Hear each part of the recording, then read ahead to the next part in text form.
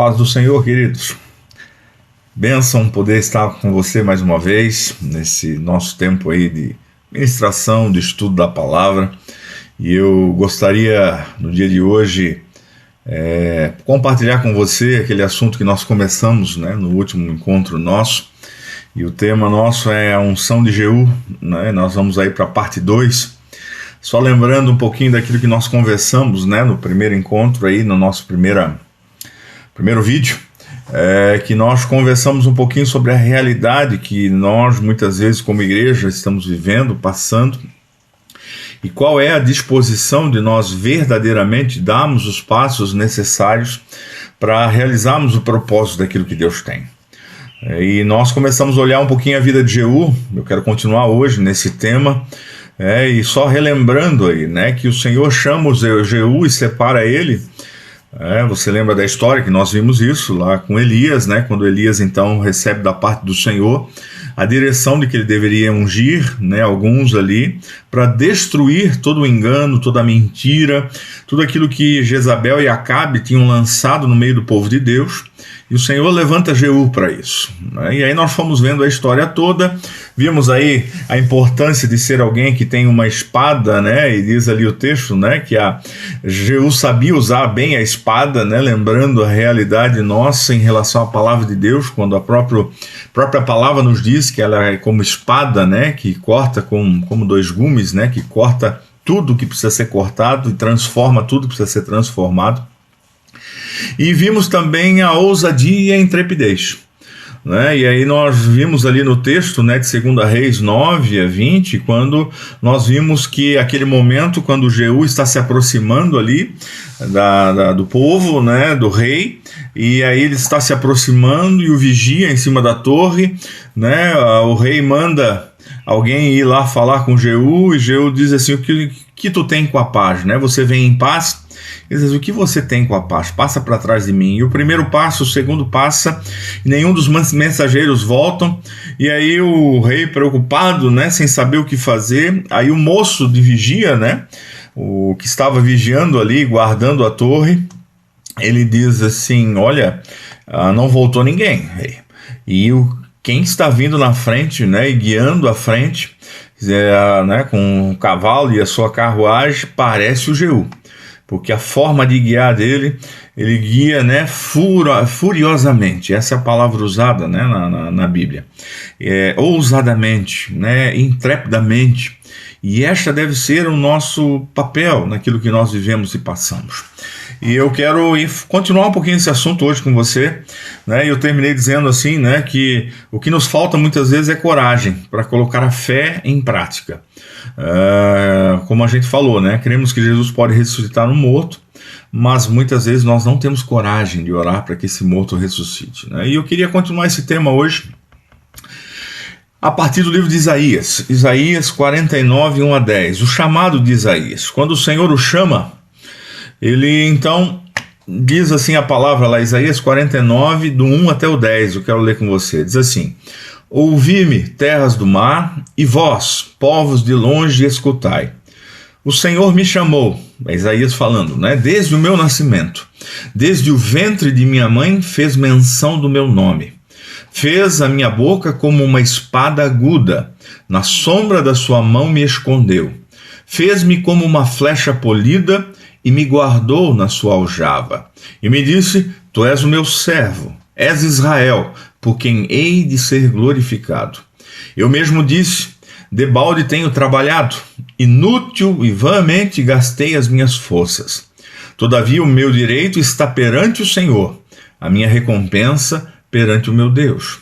Mas agora diz o Senhor, que me formou desde o ventre para ser seu servo, para que torne a trazer Jacó, e para reunir Israel a ele, porque eu sou glorificado perante o Senhor, e o meu Deus é a minha força.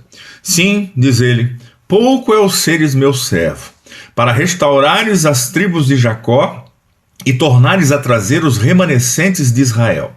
Também te dei como luz para os gentios, para seres a minha salvação, até a extremidade da terra. Assim diz o Senhor, o Redentor e Santo de Israel, ao que é desprezado, ao aborrecido das nações, ao servo dos tiranos, os reis o verão e os príncipes se levantarão, e eles te adorarão por amor do Senhor, que é fiel, e do Santo de Israel que te escolheu. Diz ainda o Senhor: no tempo aceitável eu te ouvi e te socorri no dia da salvação.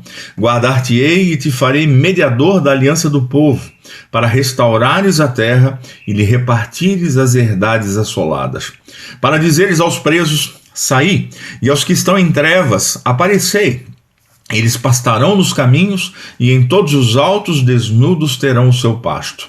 Não terão fome nem sede, e a calma nem o sol os afligirá, porque o que deles se compadece os guiará e os conduzirá aos mananciais das águas. Até aqui, irmãos. O texto continua, mas aqui está falando e mostrando o chamado, né? O chamado de Isaías.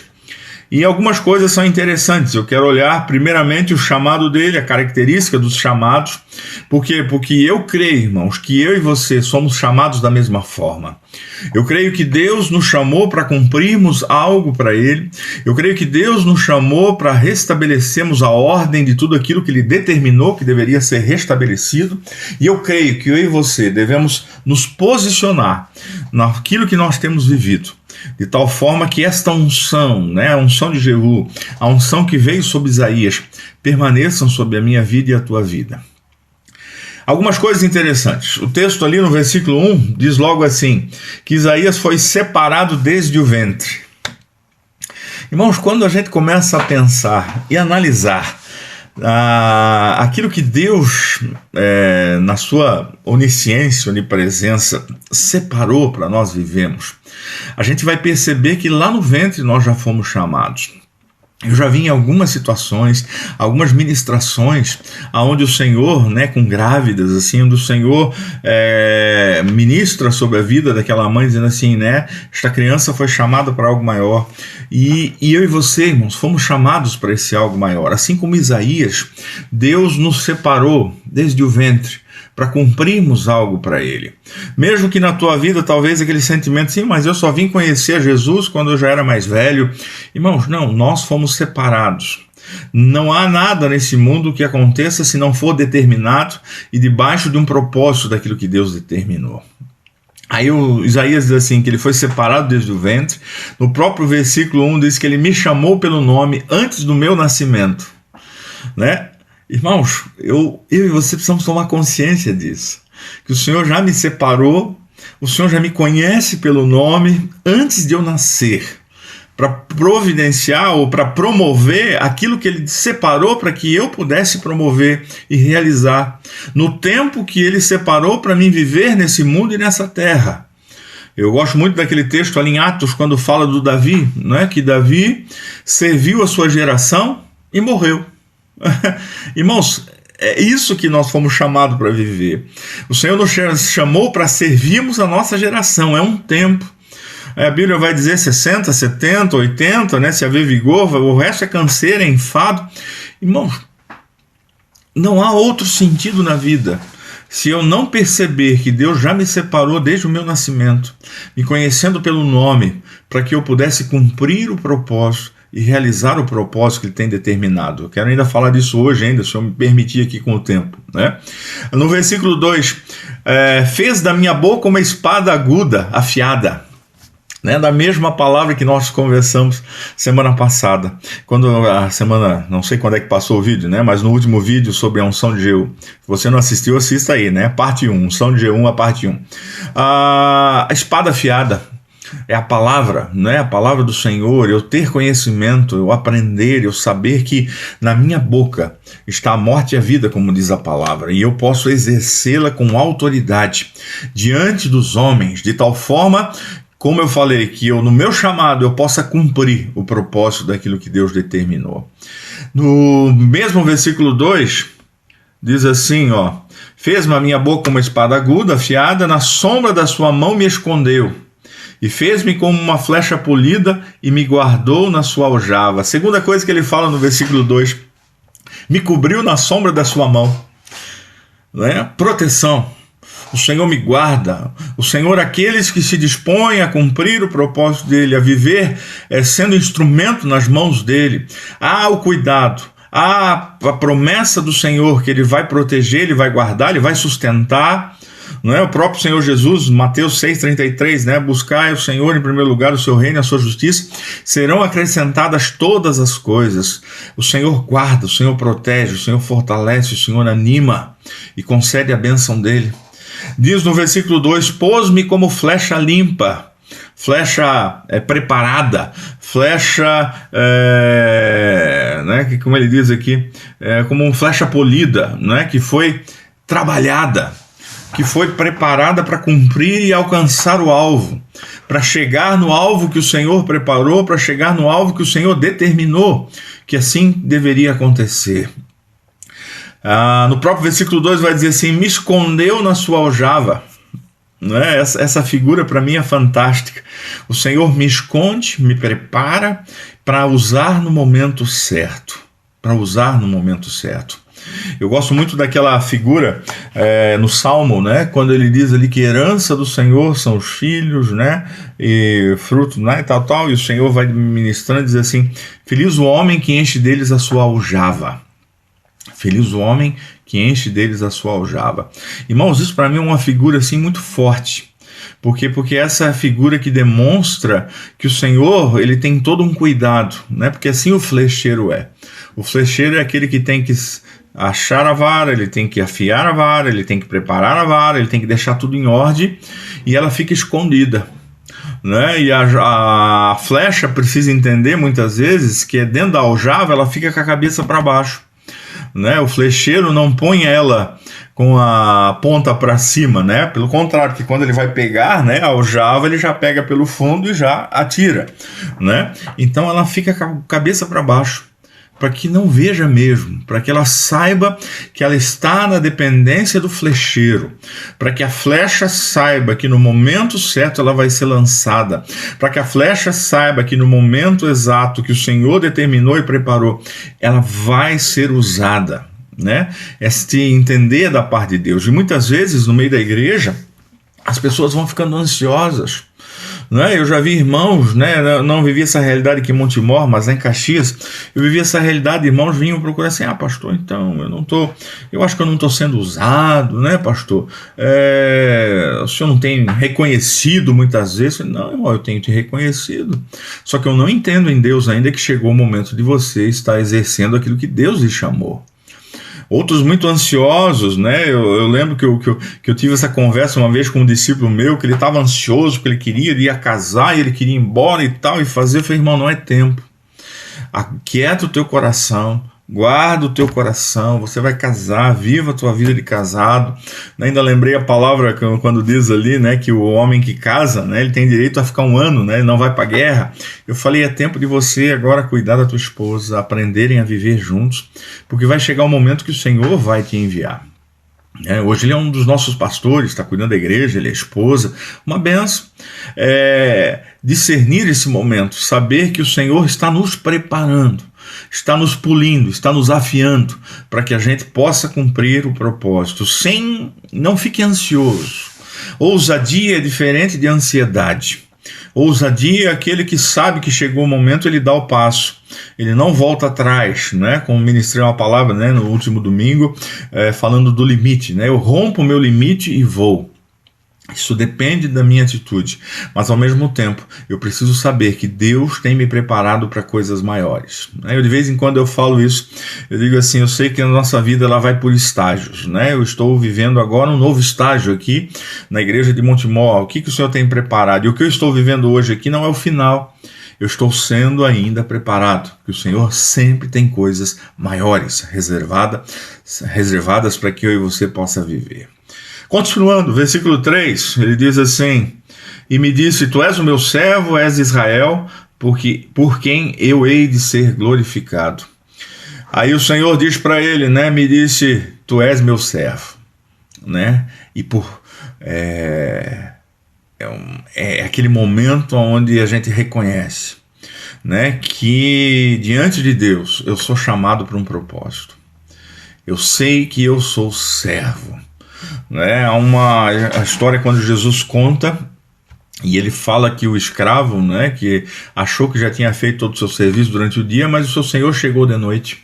E ele se levanta, e ele vai lá, prepara o alimento para o seu senhor vai dormir, ele lava a louça, ele limpa a cozinha e depois ele vai dormir. E aí o senhor diz: não ache que este homem, né, fez além daquilo que devia fazer. Porque o que ele fez é porque ele é servo, né? E a palavra, né, mais correta seria escravo.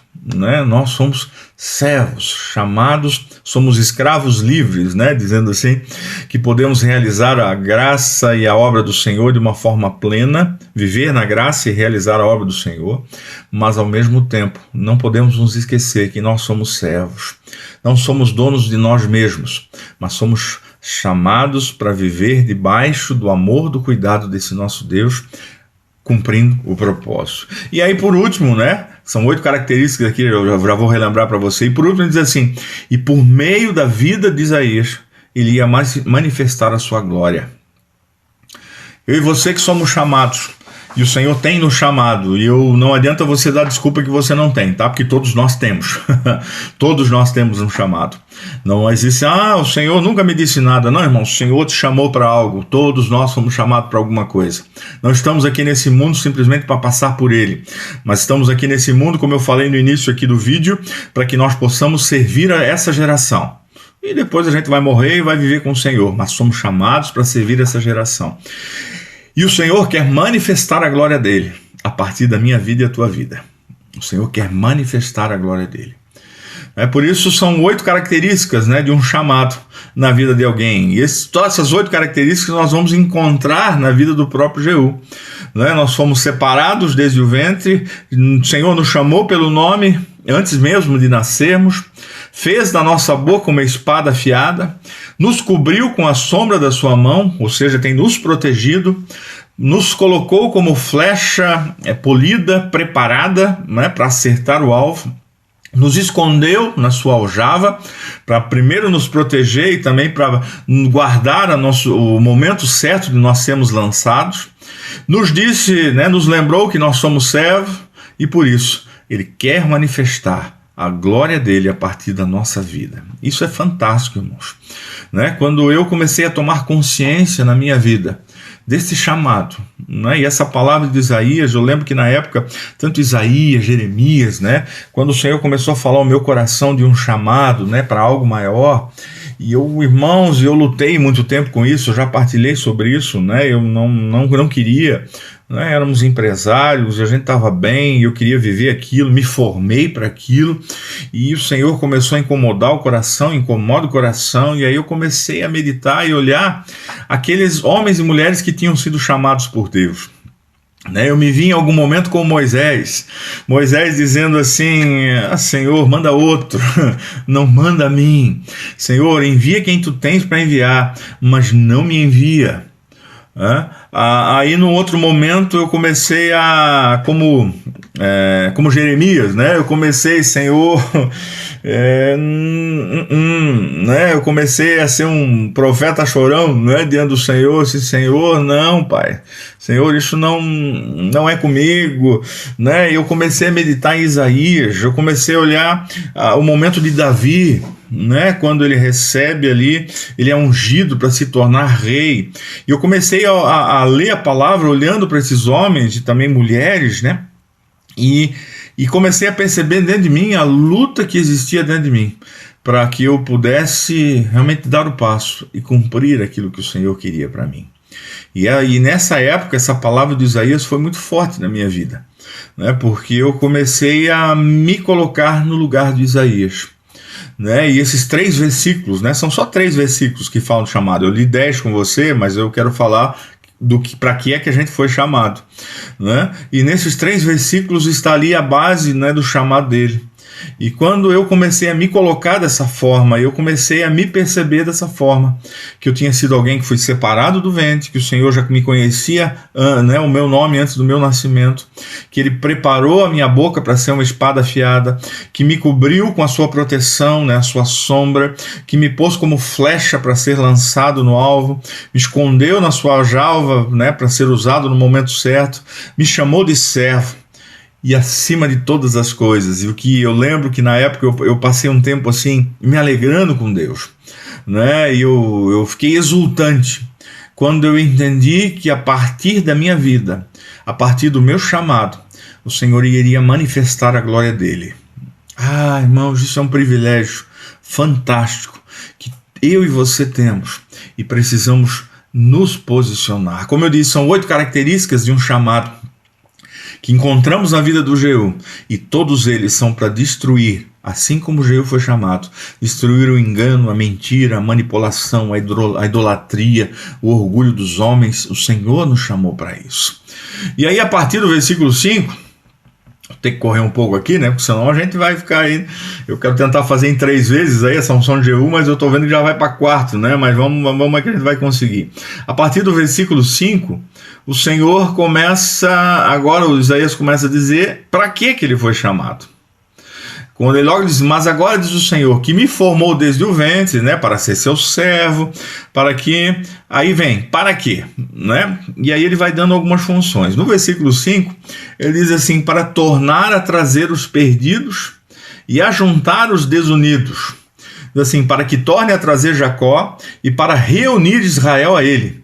Porque eu sou glorificado perante o Senhor e o meu Deus é a minha força, lembra? Ele começa agora a partir do chamado, ele entendeu o seu chamado e agora ele começa a entender o porquê desse chamado e que forma Deus vai usá-lo nesse chamado. E a primeira coisa que ele diz assim, a primeira coisa que o Senhor chamou foi para salvar os perdidos. Papel que foi dado a mim e a você para anunciar o Evangelho, para declarar Jesus na vida das pessoas. E a segunda é para ajuntar aqueles que estão desunidos, aqueles que se afastaram, aqueles que estão vivendo um momento de crise, de dificuldade, ou estão perdidos no processo daquilo que estão vivendo. Este é um chamado extremamente importante que nós, muitas vezes, na igreja, a gente tem um coração muito forte para salvar o perdido, né? Para trazer o perdido para a igreja, para trazer o perdido para Jesus. Isso é uma bênção, glória a Deus. Mas o Isaías lembra a mim e a você que além de trazer o perdido, eu sou chamado para gerar unidade.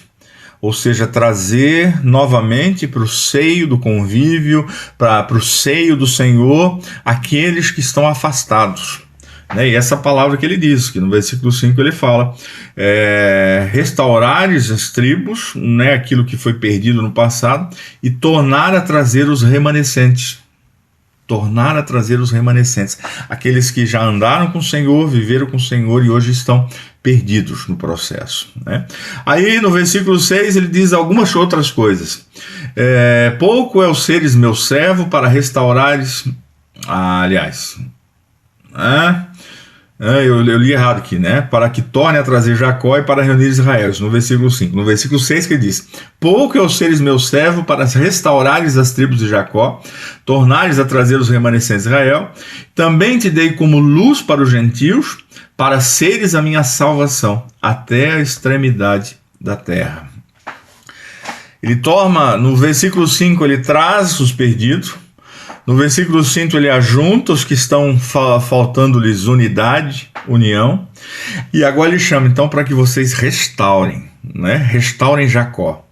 Você foi chamado para restaurar tudo aquilo que de sofrimento, de luta, de angústia, de perca, de engano, de mentira. É o tempo da restauração. Aí ele diz assim, para ajudar os que não se perderam, aqueles que ainda estão firmes, para animá-los, exortá-los. Aí ele diz para ser luz aos ímpios, aos gentios, que vocês sejam luzeiros, né? O Senhor nos diz, ensina isso, né? Que ser sal e luz para a terra, para que vocês sejam luz para aqueles que não conhecem ainda o Senhor e por meio da vida de vocês achem o caminho e possam então também andar naquilo que o Senhor trouxe de salvação sobre a vida deles. E por último ele diz assim, né, no versículo 6, para seres a minha salvação até a extremidade da terra. Ou seja, para ser uma porta de salvação para toda a terra. Né? Isaías já entende aquilo que o Senhor Jesus um dia vai lançar sobre a vida da igreja, onde ele decide, né, por todos os lugares, todas as nações, em todos os lugares, alcançando todas as pessoas. né? Em Atos 1:8, né, diz: vocês receberão poder, vocês receberão essa unção para alcançarem, né, Jerusalém, Samaria, até os confins da terra, todos os lugares. O Isaías aqui toma consciência disso. E aí, a partir do versículo 8 a 10, eu não vou ler com você aqui, porque o nosso tempo está indo rápido demais, mas se você está acompanhando aí, por favor, leia isso, né? Ele vai dizer algumas coisas. Primeira delas que ele diz: você foi chamado para ser uma aliança ao povo. Aquilo que ele fala em cima, ele diz: você gera unidade. Acho que eu vou ler, irmãos. A gente tem que passar uns 2 minutinhos aí, tá? Diz ainda o Senhor: no tempo aceitável eu te ouvi, te socorri no dia da salvação. Guardar-te-ei e te farei mediador da aliança do povo. Mediador da aliança, para restaurares a terra e lhe repartires as herdades assoladas. A aliança, né? A dificuldade e a luta que as pessoas têm de viverem nessa unidade e de terem uma verdadeira aliança que se dispõe a pagar um preço, né? Hoje em dia, irmãos, isso é muito triste, o que a gente vai vendo e percebendo na vida das igrejas. Quando eu falo igrejas, eu não olho somente para nós, né, irmãos? Eu tenho que olhar para a Bíblia, aquilo que ela fala e a realidade que o mundo vive hoje. Mas hoje, irmãos, é uma facilidade de se quebrar alianças, né? Isso já começa dentro do casamento. Tu vê, né? É tão fácil. Fez uma promessa de que ia viver até que a morte o separe, mas quebra a aliança. E na igreja, irmãos, isso é por qualquer coisinha. Não é qualquer coisinha: não, pastor, eu estou indo para outro lugar, eu vou fazer outra coisa. Se quebra a aliança. E aí o Senhor diz que o Isaías foi chamado para restaurar essa aliança, para que as pessoas vivem consigam viver dentro de uma aliança firme, verdadeira. Eu estou contigo independente do que aconteça, né? Assim é no casamento, assim deve ser na nossa vida relacional como povo de Deus. Eu estou contigo independente do que aconteça, e eu estou disposto a pagar o preço independente do que aconteça. Aí ele diz que para restaurar a terra, ou seja, trazer restauração, assim como ele prometeu isso para todos, né? E para o povo dele, nós também somos chamados, né? E aí é para sarar a terra, para transformar a terra, para fazer com que a terra viva o propósito do Senhor, né? Eu estava ministrando ontem uma palavra também, numa pregação, e eu ainda lembrei, eu disse assim: irmãos, nós precisamos nos posicionar muitas vezes como Isaías, como Daniel, como Jeremias, né? Orando pelo pecado do povo, e eu tomar sobre mim o pecado de um povo, né, e pagar o preço de assumir um compromisso diante do Senhor, de orar e clamar para que Deus perdoe o povo, né? Isaías fala, né: eu sou um homem de lábios impuros e habito no meio de um povo de impuros lábios. Desculpem. Se posicionar dessa forma. Aí ele diz no versículo 9: para dizeres aos presos, saí, e aos que estão em trevas, aparecei. Eles pastarão nos caminhos e em todos os altos desnudos terão o seu pasto. O Senhor libertar aqueles que estão presos, amarrados pelo diabo hoje. O Senhor deu essa autoridade a mim e a você, nos chamou para isso. Ser luz nas trevas, né? E no versículo 10 ele vai dizer que para levar as ovelhas, né?